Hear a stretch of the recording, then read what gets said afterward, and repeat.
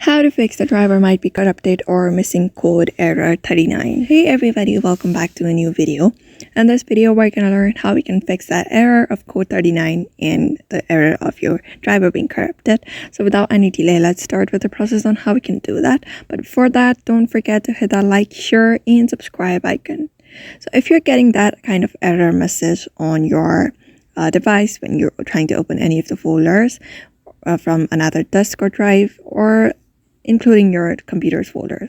So in order to fix that, you just need to head over to your settings. After that, Windows security, and after going on Windows security, you can see device security option. Just go there, and when you go there, you can see different kind of options here, but you're gonna go under core isolation, under device security, and go under settings of that.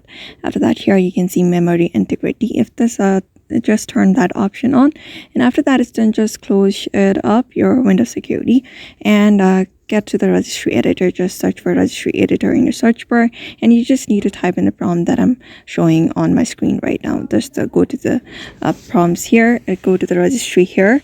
After going to that registry, right click on it, on the registry that we are going, and here you should be able to find the option called upper filters. Just right click on it. After right clicking on it, you just need to delete it, and your problem should probably be fixed. So therefore, just follow that method and you should be able to fix your problem. So I hope this video was helpful to you, and thank you for watching this video.